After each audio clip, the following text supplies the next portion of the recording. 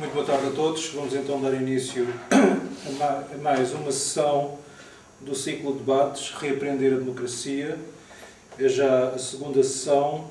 Este ciclo de debates insere-se numa parceria entre o MIL e a POD, Plataforma Outra Democracia.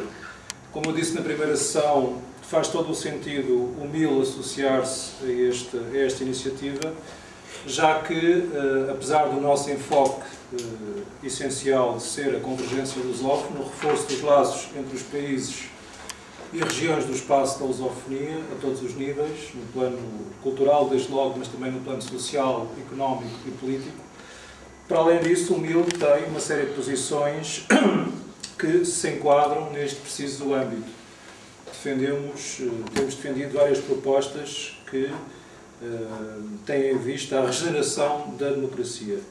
Nomeadamente, defendemos, numa petição que ainda está online, a possibilidade de candidaturas independentes à Assembleia da República, uma das iniciativas que, a nosso ver, permitiria, enfim, furar, pelo menos em parte, este bloqueio, a nosso ver, partidocrático que impende sobre a nossa democracia. Como estarão recordados, a primeira sessão ocorreu no dia 24 de março. Tivemos como oradores Manuel Vila Verde Cabral e o Miguel Serras Pereira. Hoje, portanto, vamos iniciar esta segunda sessão. Temos connosco o Carlos Vargas e o Sandro Mendonça. E o tema genérico é como seremos um país economicamente viável. O modelo é o mesmo.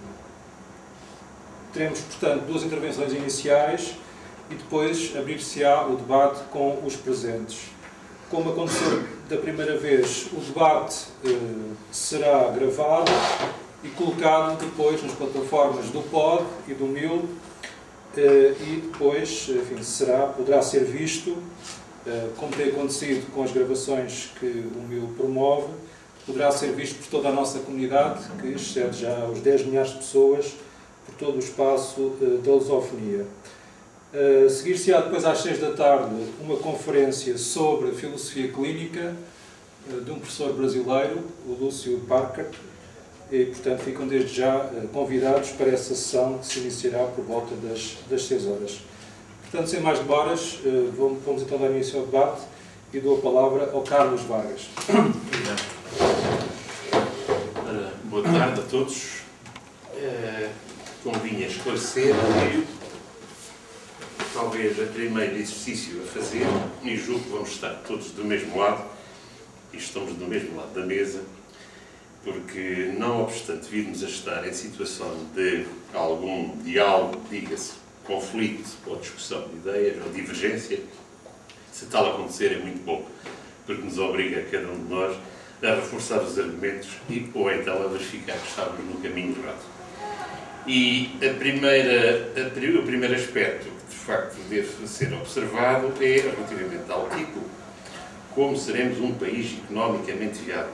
Isto é demasiadamente denso, se calhar para ser verdade, começa logo por aí, porque terão existido outros portugueses e outros pensadores seguramente muito mais hábeis, muito mais habilitados e muito mais iluminados que porventura já nos terão dado essa luz de que o economicamente viável, no caso português, isto é, e definindo o português enquanto espaço territorial geograficamente limitado por este canto da península, é difícil que seja economicamente viável. Mas vamos à etimologia das palavras e eu proporia aos colegas e aos amigos que nos debruçássemos sobre as palavras país, economicamente, o que é que significa economia ou economicamente, e o que é que significa viável. Nós, Portugal e os portugueses, somos um país, ainda somos um país, ou somos uma parte daquilo que outros já chamaram pátria, e por pátria no sentido alargado, e porventura a delimitação geográfica se calhar já foi enunciado como algo que não tinha muita acuidade. Porque a ter acuidade e a ficarmos reféns numa delimitação geográfica, possivelmente é muito difícil justificar a tal viabilidade económica. Já tal aconteceu há mais de 6 séculos. A razão, porventura, pela qual Portugal iniciou a sua peregrinação pelo mundo na descoberta de outros caminhos, de outros povos e de outras soluções, porventura, na altura, terá sido já o indício de que o economicamente viável não era bastante no confinamento geográfico que tínhamos. Certo é que as instruções precisas, na altura, dadas abaixo da gama, foram no sentido de em busca de cristãos e de especiarias. Isto é, expansão da fé no intuito de uma aliança estratégica contra o infiel e, simultaneamente ou complementarmente, encontrarmos viabilidade, sustentação nessa mesma ação estratégica. Ou seja, põe-se a questão se, porventura, a primeira questão, a primeira palavra, país, ainda faz sentido. Eu acho que para todos os portugueses, no sentido de aqueles que tiveram o toque do português, são falantes de português, ou não sendo, enfim, primoradamente dominantes da língua galaica ou portuguesa, mas que tenham ou que assumiram, enfim, aquelas características da matriz cultural portuguesa e espiritual portuguesa, esses são os portugueses.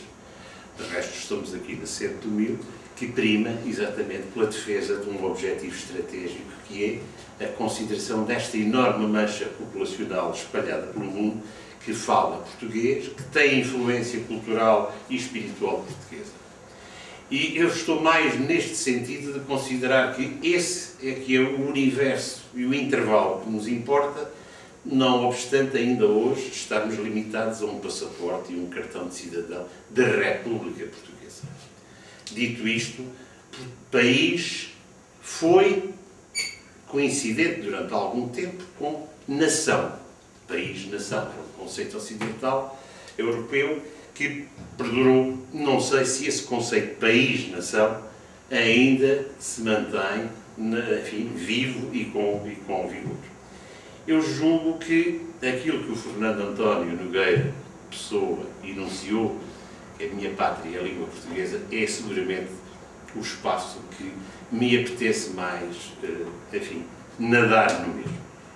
E daí que seremos, o título da proposta, como seremos um país economicamente viável, eu entenderia que o sinónimo de país fosse a pátria, a comunidade, o universo de cidadãos nos espaços onde eles estiverem, e o Agostinho nisso era muito inovador. Ele considerava que bastava um português estar num sítio para esse sítio ter algum domínio português, no sentido de presença primordial, razão pela qual terá mandado vários emissários pelo mundo, um deles, o nosso querido amigo António Telmo, que teve a incumbência de ocupar Granada. A ida a Granada, a permanência em Granada, não foi mais nem menos do que plantar um farol. E o português, com a sua luz e a sua iluminação, era bastante para ter o domínio espiritual daquele espaço. Eu estou muito nessa onda que, enfim, nos momentos que vivemos, de uma, eu não sei como se chamar, mas uma hiperglobalização, em que não há fronteiras, a não ser quando interessa. O conceito de país clássico, o do Portugal clássico confinado, não é seguramente aquilo que nós devemos entender. No entanto, é a realidade que ainda persiste.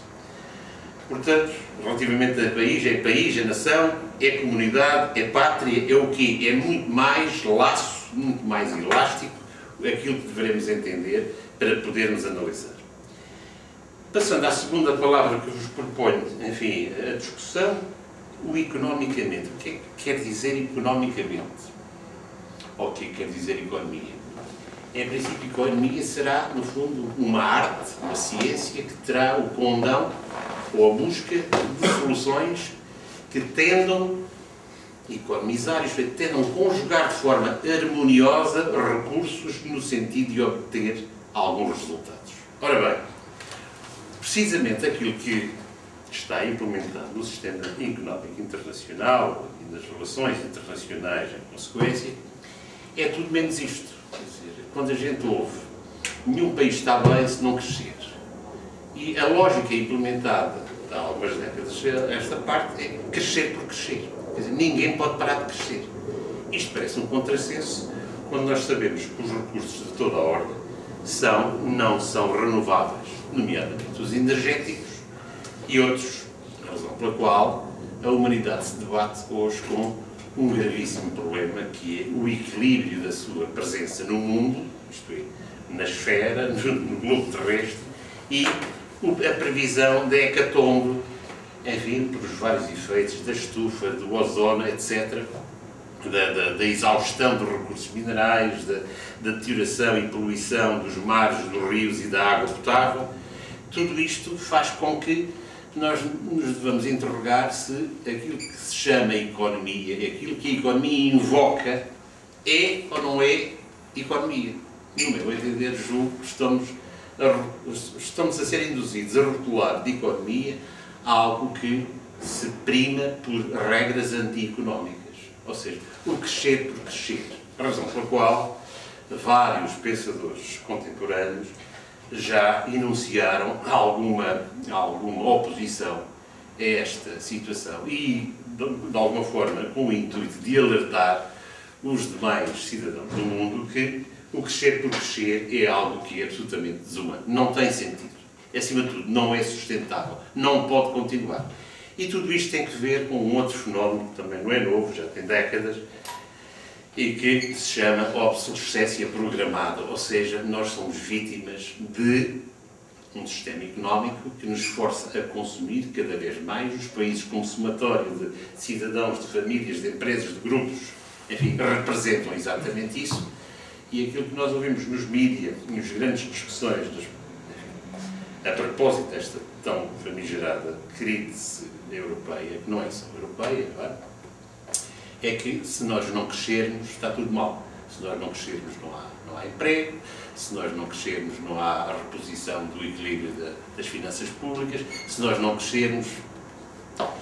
Bom, isto tem que ver com um outro conceito que eu também queria aqui apresentar, que tem que ver com a teoria do decrescimento.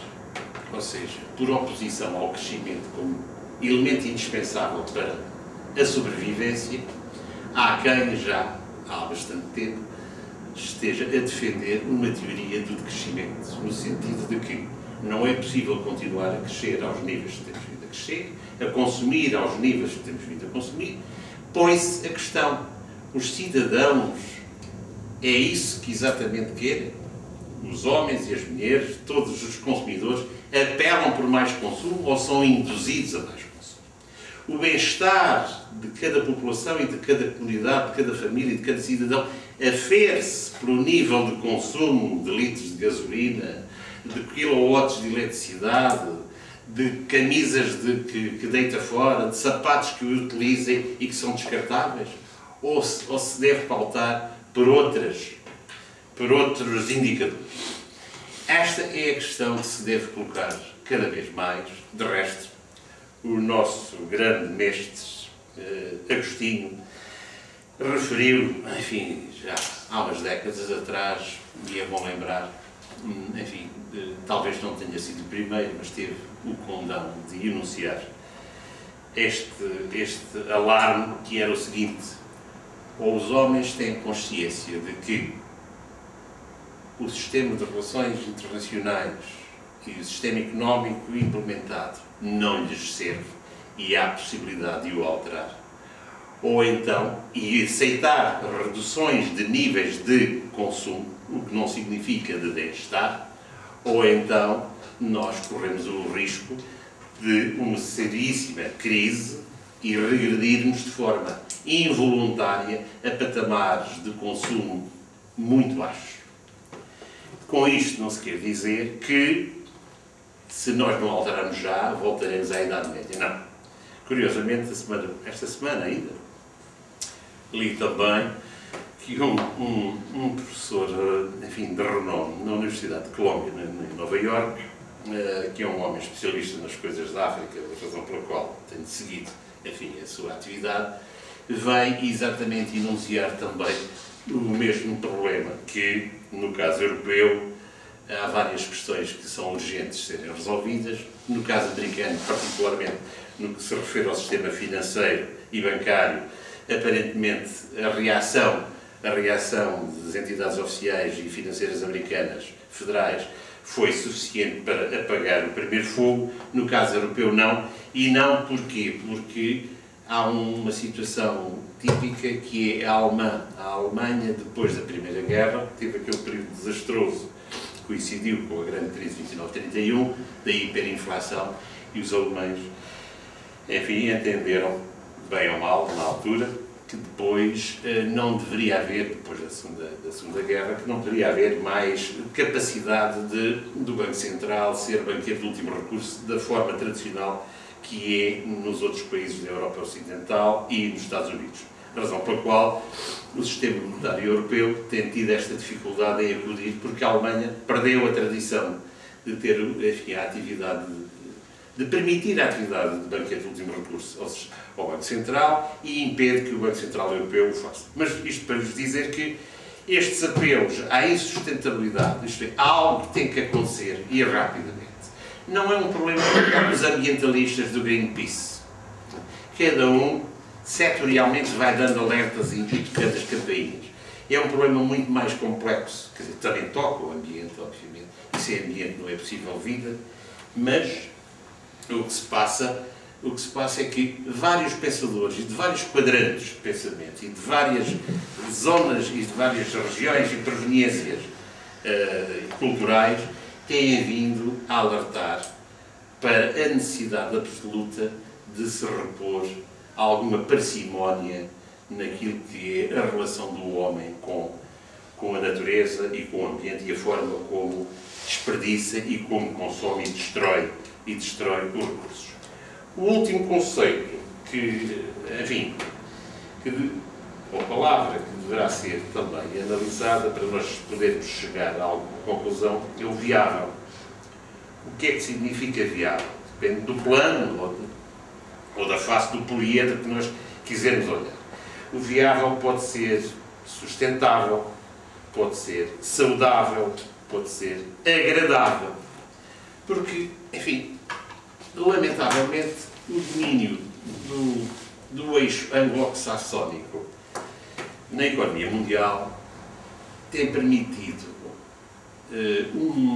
a transmissão de conceitos que são puramente ou fortemente materialistas. O caso do Brasil é um caso interessante que nós devemos analisar, porque é exatamente, digamos, uma bissetriz entre uma influência anglo-saxónica cada vez mais forte, enfim, pela sua inserção económica, pelo peso económico que o Brasil tem, como potência não só regional, mas já com algum peso, sem ambições, graças a Deus, sem ambições de caráter bélico. E o caso do Brasil tem interesse porque está no meridiano da influência anglo-saxónica norte-americana, mas, por outro lado, tem a matriz da sua origem latina, hispânica ou portuguesa. Quer dizer, ibérica, melhor dizer. E o Brasil é, de facto, a construção mais brilhante que, se calhar, estes que partiram daqui, enfim, foram fazendo com outros lá embaixo, na América do Sul, e será, porventura, o barómetro mais interessante que nós teremos, pelo menos aos nossos olhos ocidentais, para tentar tirar algumas conclusões prospectivas, ou seja, o que é que irá acontecer de alguma forma no mundo, possivelmente irá passar-se do Brasil. Porque é exatamente um país de charneira entre quem detém alguma tecnologia, quem detém algum peso do ponto de vista das relações, enfim, do poder económico, em termos, neste caso, do fornecimento de um item fundamental e cada vez mais, que é a produção de bens alimentares e de alguns recursos minerais, e, por outro lado, tem uma espiritualidade, tem uma influência cultural muito diferente desse tal meridiano anglo-saxónico. Isto para vos dizer que a viabilidade, assim, nós somos, quem é mais de formação económica ou matemática, tem mais aí a tendência de entender que, ou de interpretar que, viabilidade é aquilo que, uma vez feito o investimento, é sustentável, isto é, não precisa de mais ajuda e corre por si. Ou seja, tem razão de existir sem ser à custa de proteccionismos e pode durar não estragando e não criando efeitos colaterais negativos. No entanto, o viável também, e deve ser, também, deve ser entendido numa perspectiva mais imaterial. E é este, no fundo, o propósito que eu gostaria de vos lançar. A propósito do tema, recapitulemos, como seremos um país economicamente viável? Primeira pergunta, país?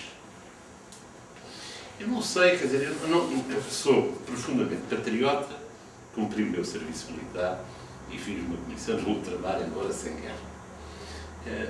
E acho que Portugal é um conceito que todos os portugueses têm imenso orgulho e honra e em regra, todos o defenderam. Aliás, a razão da existência de Portugal tem que ver com a teimosia dos portugueses em não quererem ser outra coisa.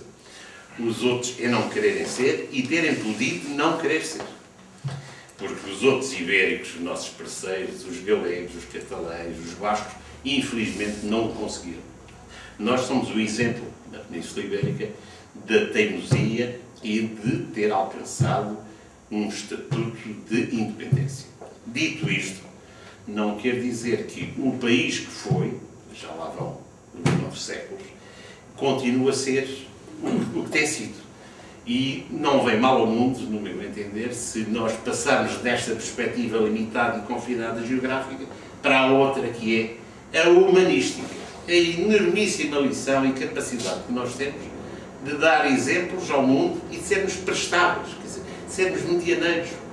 Eu recordo, mais uma vez, enfim, o nosso inspirador Agostinho, que dizia que os portugueses têm muitos defeitos, muitas virtudes, ou algumas virtudes. E uma delas é a enormíssima capacidade de pôr as partes em conflito, enfim, após alguma insistência e algum exercício de paciência e de, não direi de pedagogia, mas acima de tudo de enorme paciência e de bondade, de os pôr em harmonia. E para isso não há como sentar os dois conflituantes numa mesa e servir de uns copos de vinho. Pá, você não tem muita razão, você veja lá que aquilo é capaz de ter, e a coisa vai-se conseguindo, e nós temos essa capacidade de mediação entre partes que estão em conflito. Mas dizia o Agostinho, enfim, com alguma graça, não, com enormíssima graça, que só há uma coisa que a gente não pode deixar de fazer, é continuarmos a produzir bom vinho, porque o vinho é a matéria absolutamente indispensável para criar o clima relaxado e para dirimir todas estas diferenças. Ora bem, quando ele diz o vinho, eu digo, é a nossa enormíssima capacidade de ajustarmos e não tentarmos impor coisíssima nenhuma aos outros. Se os outros quiserem aceitar aquilo que são os nossos hábitos e costumes, damos de borla sem cobrança de IVA.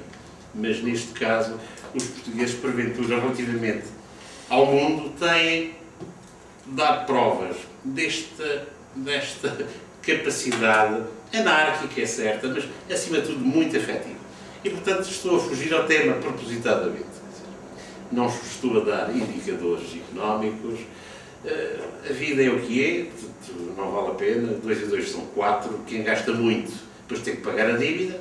O que está a acontecer agora, se calhar já aconteceu para umas 7 ou 8 vezes ao longo da nossa história, e se calhar com imensos sacrifícios de todos, não tinha era televisões, não tinha internet na altura, as coisas passavam-se de outra forma, e portanto tivemos um ultimato dos narcotraficantes ingleses contra nós, suportámos isso e mais um par de botas, e eu acho que os portugueses, estes e os outros que falam português, têm essa enorme capacidade de não se imporem a ninguém e tentarem passar esta mensagem de harmonia, porque acho que o mundo hoje, mais do que crescimento e de bem-estar económico e de consumir 3 carros por ano, o que precisa de ter é paz e respeito por todos, desde os animais à natureza e, acima de tudo, os seus semelhantes. E haver aqui um aspecto que me parece que vai falhando cada vez mais, que é a solidariedade, no sentido de que a nós nos importa o que é que acontece aos outros, não por inveja, mas em que medida é que possamos e devemos ser prestadas. Daí, e em consequência, esta nossa atitude decorre exatamente do privilégio que nós temos, portugueses e alguns das outras nacionalidades ibéricas, de sermos o resultante da convivência das 3 tradições monoteístas ocidentais: a cristã, a judaica e a islâmica. Nós temos, de facto, essa enormíssima responsabilidade, porque tivemos a felicidade de sermos, digamos, o embrião destas 3 tradições que, oxalá, se possam, enfim, consorciar de novo e, entre elas, voltar a dar, enfim, os exemplos, não da intolerância, mas, antes pelo contrário, da flexibilidade, do entendimento e, acima de tudo, do amor.